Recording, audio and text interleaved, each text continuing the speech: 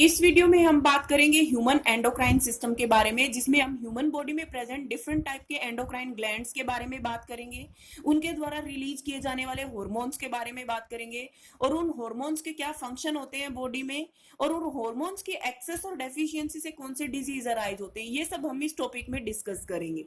सबसे पहले देखिए हाइपोथैलेमस ब्रेन के अंदर प्रेजेंट होता है ये, और इसको हम हाइपोथैलेमस को बोलते हैं मास्टर एंडोक्राइन ग्लैंड। यानी बॉडी में कोई मास्टर एंडोक्राइन ग्लैंड है, उसका मास्टर है हाइपोथैलेमस। हाइपोथैलेमस के अंदर न्यूरोसिक्रीटरी सेल्स होती हैं जो कि हार्मोन्स प्रोड्यूस करती हैं। हाइपोथैलेमस दो तरीके के हार्मोन्स फॉर्म करता है। एक टाइप के जो हार्मोन्स हैं उनको रिलीजिंग हार्मोन्स बोलते हैं, दूसरे टाइप के हार्मोन्स को इनहिबिटरी हार्मोन्स बोलते हैं। हाइपोथैलेमस का काम होता है पिट्यूटरी के ऊपर एक्ट करना। रिलीजिंग हार्मोन्स पिट्यूटरी को स्टिम्युलेट करते हैं, इनहिबिटरी हार्मोन्स पिट्यूटरी को इनहिबिट करते हैं। इसके बाद सेकंड है पिट्यूटरी ग्लैंड। पिट्यूटरी ग्लैंड को बोला जाता है मास्टर एंडोक्राइन ग्लैंड, और हाइपोथैलेमस को हमने बोला था master of master endocrine gland.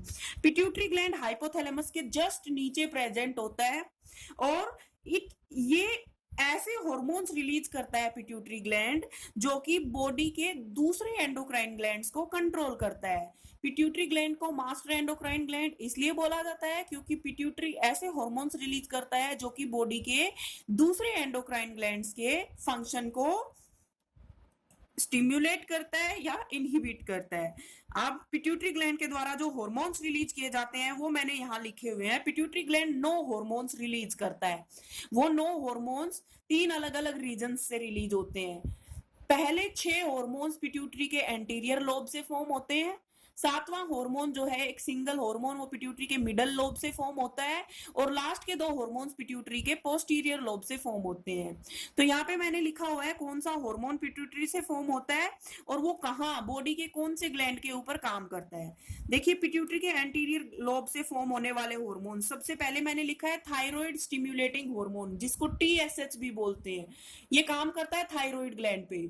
इसके बाद मैंने लिखा है एड्रिनोकोर्टिकोट्रोपिक हार्मोन ACTH। ये एड्रिनल ग्लैंड के ऊपर काम करता है, एड्रिनल के कोर्टेक्स रीजन के। एड्रिनल ग्लैंड में 2 रीजन्स होते हैं, कोर्टेक्स और मेडुला, तो एड्रिनल ग्लैंड के सिर्फ कोर्टेक्स रीजन के ऊपर ये काम करता है। तीसरा हार्मोन है FSH या फॉलिकल स्टिम्युलेटिंग हार्मोन। ये ओवरीज के अंदर और टेस्टिस के अंदर काम करता है। टेस्टिस में स्पर्मेटोजेनेसिस, ओवरीज में oogenesis में हेल्प करता है। नेक्स्ट है LH ल्यूटिनाइजिंग हार्मोन। फीमेल्स के अंदर ये फॉर्म होता है और ये ओवरीज पे काम करता है। दूसरी तरफ है ICSH। LH को ही ICSH बोलेंगे मेल्स के केस में, इंटरस्टिशियल सेल स्टिम्युलेटिंग हार्मोन। ये टेस्टिस पे काम करता है। इसके बाद नेक्स्ट है ग्रोथ हार्मोन। ये बॉडी की सभी सेल्स के ऊपर काम करता है। उसके बाद है PL या प्रोलैक्टिन। ये मेमरी ग्लैंड्स के ऊपर काम करता है ताकि मिल्क फॉर्म हो सके उनके अंदर। तो ये 6 हार्मोन्स पिट्यूटरी के एंटीरियर ग्लैंड से फॉर्म होते हैं। उसके बाद है मिडल लोब। पिट्यूटरी के एंटीरियर लोब से फॉर्म होने वाले 6 हार्मोन्स हमने पढ़ लिए। उसके बाद है पिट्यूटरी का मिडल लोब। पिट्यूटरी के मिडल लोब से एक हार्मोन फॉर्म होता है जिसको बोलते हैं मेलानोसाइट स्टिम्युलेटिंग हार्मोन MSH। ये स्किन की हमारी सेल्स के ऊपर काम करता है, स्किन के नीचे जो सेल्स प्रेजेंट होती हैं उनमें, ताकि हमारी बॉडी के कॉम्प्लेक्शन को ये कंट्रोल कर सके। उसके बाद है posterior lobe of pituitary. Pituitary के पोस्टीरियर लोब से 2 हार्मोन्स फॉर्म हो रहे हैं, oxytocin and vasopressin. Oxytocin hormone जो होता है इसको बर्थ हार्मोन भी बोलते हैं, मिल्क इजेक्टिंग हार्मोन भी बोलते हैं। इसका काम होता है एक तो यूट्रस के ऊपर वर्क करना ताकि ये पार्चुरेशन में यानी बर्थ देने की प्रोसेस में हेल्प कर सके। जो डिलीवरी की प्रोसेस होती है 9th मंथ कंप्लीट होने पे, उस प्रोसेस में ये हेल्प करता है यूट्रस की वॉल्स की कॉन्ट्रैक्शन कोज करके। इसके अलावा ये मिल्क इजेक्टिंग हार्मोन इसको इसलिए बोला है क्योंकि ये मेमरी ग्लैंड्स के ऊपर काम करता है और बेबी जब निपल्स को सक करता है तो मिल्क को इजेक्ट करता है ये। उसके बाद लास्ट हार्मोन है वैसोप्रेसिन। इसको ADH भी बोलते हैं, एंटी डायूरेटिक हार्मोन। ये हार्मोन किडनी के ट्यूब्यूल्स पे काम करता है ताकि एक्सेसिव वाटर के लॉस को प्रिवेंट किया जा सके, बॉडी में वाटर को रिटेन किया जा सके। तो यहाँ पे मैंने ये पिट्यूटरी के हार्मोन्स के बारे में डिस्कस किए, 9 तरह के हार्मोन्स। अब हम बात करेंगे बॉडी के दूसरे एंडोक्राइन ग्लैंड्स के बारे में, उन ग्लैंड्स से रिलीज होने वाले हार्मोन्स के बारे में, उन हॉर्मोन्स का बॉडी में फंक्शन क्या है और उनके एक्सेस और डेफिशिएंसी से कौन से डिजीज अराइज होते हैं। सबसे पहले मैंने टेबल में लिखे हैं हॉर्मोन्स के नाम। तो देखिए यहाँ मैंने लिखा है growth hormone. Growth hormone release किया जाता है पिट्यूटरी ग्लैंड के द्वारा।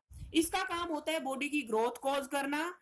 अगर ग्रोथ हार्मोन ज्यादा अमाउंट में सिक्रीट किया जाएगा तो ये अडल्ट्स में कॉज करेगा, ये बच्चों में कॉज करेगा जाइगेंटिज्म, यानी उनकी एक्सेसिव ग्रोथ। अगर ये डेफिशिएंसी हो जाएगी ग्रोथ हार्मोन की, यानी कम अमाउंट में सिक्रीट होगा, तो ये कॉज करेगा ड्वार्फिज्म। वहीं पे अगर ग्रोथ हार्मोन अडल्ट्स में एक्सेस में रिलीज होता है तो ये कॉज करता है एक्रोमिगेली। एक्रोमिगेली का मतलब होता है कि बॉडी की हाइट तो नॉर्मल है लेकिन हैंड्स, फीट और फेस ये जो होते हैं ये ज्यादा एनलार्ज्ड हो जाएंगे। दूसरा हार्मोन यहाँ पे मैंने लिखा है melatonin. Melatonin hormone pineal gland के द्वारा रिलीज किया जाता है। पीनियल ग्लैंड जो है स्मॉलेस्ट ग्लैंड है, स्मॉलेस्ट एंडोक्राइन ग्लैंड है बॉडी के अंदर। इसका काम होता है हमारी जो 24 आवर्स की साइकिल होती है उसको कंट्रोल करना। इस साइकिल को स्लीप वेक साइकिल बोलते हैं या सर्कैडियन रिदम भी बोलते हैं। यहाँ पे मैं लिख देती हूँ 24 आवर साइकिल जो होती है उसको ये कंट्रोल करता है। फिर नेक्स्ट हार्मोन है यहाँ पे थायरोक्सिन। थायरोक्सिन हार्मोन की सिंथेसिस के लिए आयोडीन की जरूरत होती है। ये एक इंपॉर्टेंट पॉइंट है, ये याद रखिए। यहाँ पे iodine is required for the synthesis of thyroxine. कौन सा ग्लैंड थायरोक्सिन हार्मोन बनाता है? थायराइड ग्लैंड हमारे नेक रीजन में प्रेजेंट होता है। हमारी जो नेक होती है उसके पास एक ग्लैंड प्रेजेंट होता है जिसे थायराइड ग्लैंड बोलते हैं। वो ग्लैंड थायरोक्सिन हार्मोन बनाता है। थायरोक्सिन हार्मोन बनने के लिए आयोडीन की जरूरत होती है। इसके अलावा फंक्शंस देखिए यहाँ पे मैंने लिखे हैं। क्या करता है थायराइड हार्मोन जो होता है? It regulates carbohydrate, protein and fat metabolism, यानी ये बॉडी के बीएमआर बेसल मेटाबॉलिक रेट को कंट्रोल करता है। मेंटल ग्रोथ में भी ये हेल्प करता है। तो ये कुछ फंक्शंस हैं थायरोक्सिन के। अगर हमारी डाइट के अंदर आयोडीन की डेफिशिएंसी होती है तो हम देखते हैं कि स्वोलन नेक, यानी यहां से गर्दन फूली हुई होती है, उस डिजीज को बोलते हैं गोइटर। तो iodine deficiency in diet causes goitre. उसके बाद नेक्स्ट जो हार्मोन है वो है पैराथायरॉइड हार्मोन। ये रिलीज किया जाता है पैराथायरॉइड ग्लैंड के द्वारा। पैराथायरॉइड ग्लैंड जो है वो थायरॉइड ग्लैंड के जस्ट पीछे प्रेजेंट होता है। पैराथायरॉइड हार्मोन का काम होता है बॉडी के अंदर कैल्शियम और फॉस्फोरस जैसे मिनरल्स को और सॉल्ट्स को कंट्रोल करना।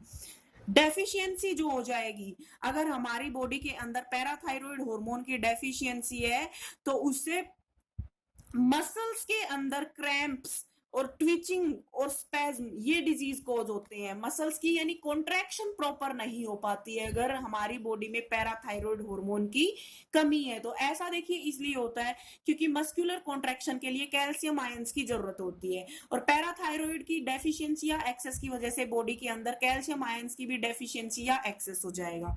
उसके बाद नेक्स्ट है thymosin hormone. Thymosin hormone release किया जाता है थाइमस ग्लैंड के द्वारा।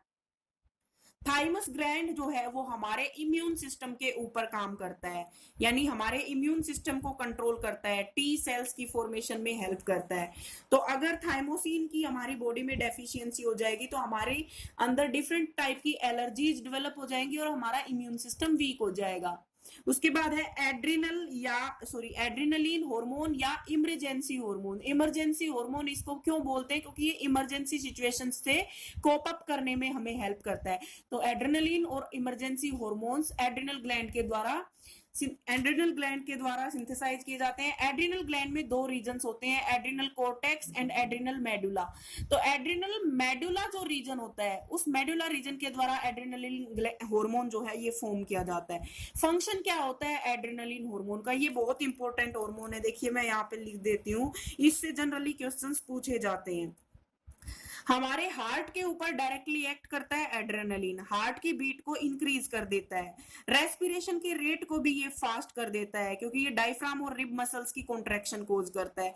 ये बॉडी को 3F सिचुएशन के लिए रेडी करता है, यानी जब भी कोई किसी भी तरह की ऐसी कंडीशन होती है इमरजेंसी कंडीशन, उस कंडीशन में हम या तो फाइट शो करेंगे, या हम फ्राइट यानी डर जाएंगे, या हम फ्लाइट यानी वहां से भाग जाएंगे। तो बॉडी को 3F के लिए कंट्रोल करने का काम जो होता है वो एड्रेनलिन हार्मोन का होता है, इसलिए इस हार्मोन को 3F हार्मोन भी बोलते हैं। उसके बाद यहाँ मैंने और कुछ हार्मोन्स के नाम लिखे हैं। टेस्टोस्टेरोन, टेस्टोस्टेरोन टेस्टिस के द्वारा फॉर्म किया जाता है। ये बॉडी के अंदर प्यूबर्टी से रिलेटेड जो भी चेंजेस होते हैं उनको रेगुलेट करता है। ये मेल्स के अंदर ये हार्मोन फॉर्म होता है, क्योंकि सिंपल सी बात है, टेस्टिस मेल्स में प्रेजेंट होती हैं। अगर टेस्टोस्टेरोन की अमाउंट कम फॉर्म होगी बॉडी में तो मेल्स के secondary sexual characteristics poorly developed होंगे। इसके बाद एस्ट्रोजन है, ओवरीज के द्वारा फॉर्म होता है, और इसका काम होता है प्यूबर्टी जो है उससे रिलेटेड फीमेल्स के अंदर चेंजेस को मेंटेन करके रखना। वहीं एस्ट्रोजन अगर कम फॉर्म होगा तो फीमेल कैरेक्टरिस्टिक्स एक फीमेल में कम फॉर्म होंगे। इसके बाद नेक्स्ट है इंसुलिन। पैनक्रियाज के द्वारा रिलीज किया जाता है इंसुलिन। बॉडी की सभी सेल्स के ऊपर ये काम करता है ताकि ब्लड के अंदर शुगर के लेवल को रेगुलेट किया जा सके। और इंसुलिन का लेवल लो हो जाएगा अगर हमारे ब्लड में, तो हमारी बॉडी में शुगर हो जाएगी या डायबिटीज हो जाएगा। सबसे इंपॉर्टेंट एक टॉपिक यहाँ पे मैंने छोटा सा यहाँ पे लिखा हुआ है, फीडबैक सिस्टम या फीडबैक मैकेनिज्म। ये इंपॉर्टेंट है, इससे भी क्वेश्चन पूछा जाता है। तो फीडबैक सिस्टम का मतलब क्या होता है कि हमारी बॉडी के अंदर कोई हार्मोन किस टाइम रिलीज किया जाएगा और कितनी अमाउंट में रिलीज किया जाएगा, इस चीज को चेक करने के लिए एक सिस्टम ऑपरेट करता है, उसको बोलते हैं फीडबैक सिस्टम।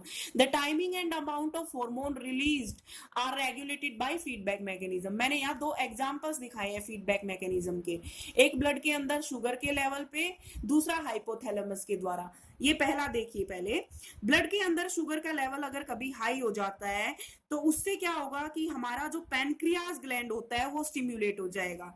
पैनक्रियाज एक हार्मोन रिलीज करेगा जिसे इंसुलिन बोलते हैं। इंसुलिन बॉडी की सेल्स के ऊपर वर्क करेगा ताकि वो बॉडी की सेल्स जो हैं वो ब्लड का ग्लूकोज अपटेक कर लें, यानी ग्लूकोज जो है वो ब्लड में से बॉडी की सेल्स में चला जाए। उसके बाद जब, क्योंकि इन सेल्स ने अपटेक कर लिया है ग्लूकोज को, तो ब्लड के अंदर अब ग्लूकोज का लेवल ऑटोमेटिकली डाउन हो गया। जैसे ही ब्लड के अंदर ग्लूकोज का लेवल डाउन हो जाता है तो यहां से सिग्नल वापिस जाते हैं पैनक्रियाज के पास और पैनक्रियाज को इनहिबिट कर देते हैं। तो इस तरीके से ब्लड में शुगर के लेवल पे डिपेंड करता है कि पैनक्रियाज वर्क करेगा या नहीं करेगा, पैनक्रियाज इंसुलिन रिलीज करेगा या नहीं करेगा। दूसरा मैंने एग्जांपल दिया है ग्रोथ हार्मोन का। अगर हमारी बॉडी के अंदर ग्रोथ हार्मोन की कमी है, यानी कि ग्रोथ प्रॉपर नहीं हो रही है, तो ये जो है ये हाइपोथैलेमस को स्टिम्युलेट करता है। हाइपोथैलेमस इसके रेस्पॉन्स में रिलीज करता है ग्रोथ हार्मोन रिलीजिंग हार्मोन, जो कि वर्क करता है पिट्यूटरी ग्लैंड के ऊपर और पिट्यूटरी को स्टिम्युलेट करता है ताकि पिट्यूटरी ग्रोथ हार्मोन को रिलीज करे। जैसे ही पिट्यूटरी के द्वारा ग्रोथ हार्मोन रिलीज किया जाता है तो बॉडी की ग्रोथ शुरू, क्योंकि बॉडी की सेल्स के ऊपर काम करता है ग्रोथ हार्मोन, और बॉडी की सेल्स बॉडी के अंदर ग्रोथ स्टार्ट हो जाती है। अब क्योंकि बॉडी की ग्रोथ अगर सही अमाउंट में, सही प्रोपोर्शन में हो रही है, तो फिर सिग्नल्स जाएंगे हाइपोथैलेमस के पास ताकि hypothalamus growth hormone releasing hormone release करना बंद कर दे। तो यहाँ पे ये फीडबैक मैकेनिज्म्स मैंने यहाँ पे बताए हैं कि किस तरीके से ये हार्मोन्स के एक्शंस को कंट्रोल करता है। तो इसी के साथ ये चैप्टर आपका कंप्लीट होता है यहाँ पे, control and coordination. Thank you very much.